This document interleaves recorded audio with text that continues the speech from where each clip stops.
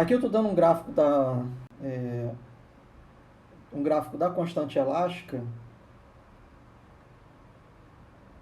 um gráfico da força aplicada pela deformação. Na verdade, é o contrário aqui. Eu tenho um gráfico da deformação pela força. Então, isso aqui é a tal da lei de Hooke. Como eu faço para achar a constante elástica aqui? Eu tenho que achar dois pontos sobre a reta.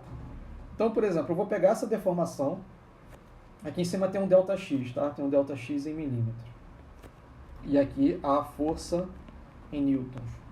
Então, eu vou pegar aqui a deformação, 4, e vou ler aqui no eixo horizontal a força, 15. E vou pegar outra deformação aqui, 3. Opa, tá errado aqui, peraí.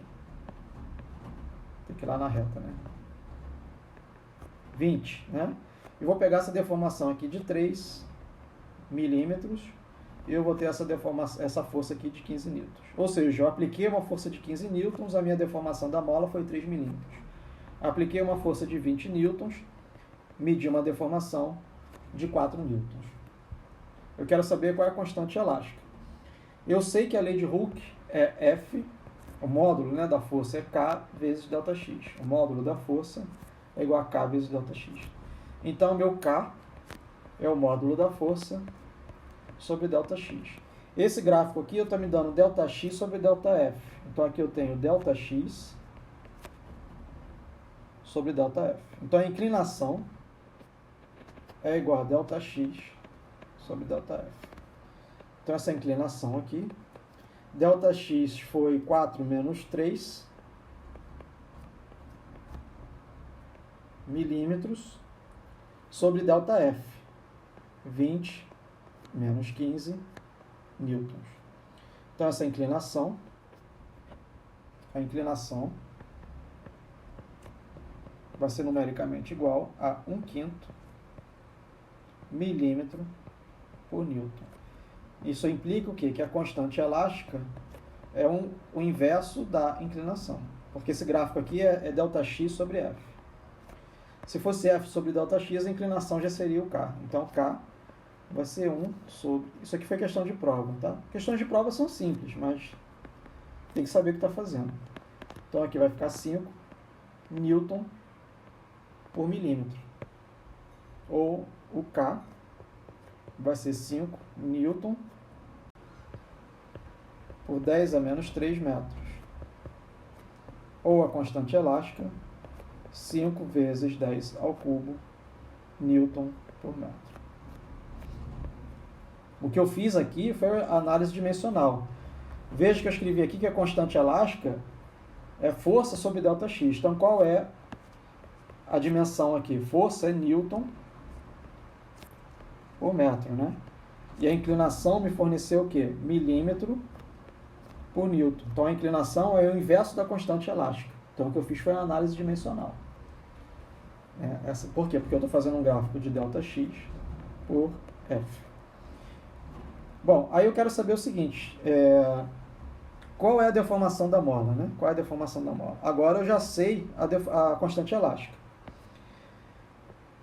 Então, no equilíbrio, somatório das forças é igual a zero. Então, a situação que eu tinha era isso daqui. Tinha a mola, aí eu coloquei um livro em cima da mola, e ela se deformou de ΔX. Então, a deformação ela é contrária, a força elástica é contrária à deformação. Então, a força elástica vai estar aqui. Então, essa é a força elástica da mola sobre o livro. E, além disso, vai ter a força-peso, que tem equilíbrio, né? Então, aqui vai ter a força gravitacional da Terra sobre o livro. Então, no equilíbrio, a força elástica da mola sobre o livro menos a força gravitacional da Terra sobre o livro é igual a zero. Só como eu estou falando de molas especificamente, essa força elástica, o módulo dela é K vezes ΔX. K vezes ΔX. E essa força gravitacional aqui é a força-peso, né, que é M vezes G.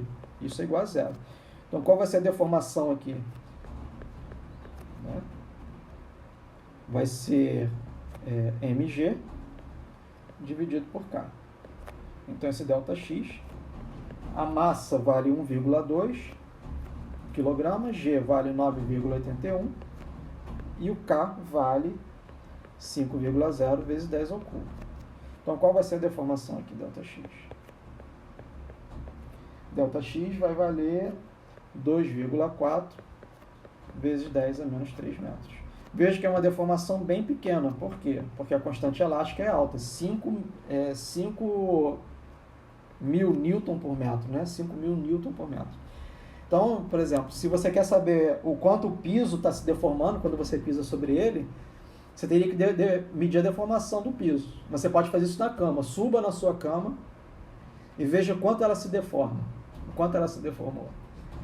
Aí você pega a sua massa, o seu G, e divide pela deformação da cama. Aí você vai saber qual é a constante elástica da cama.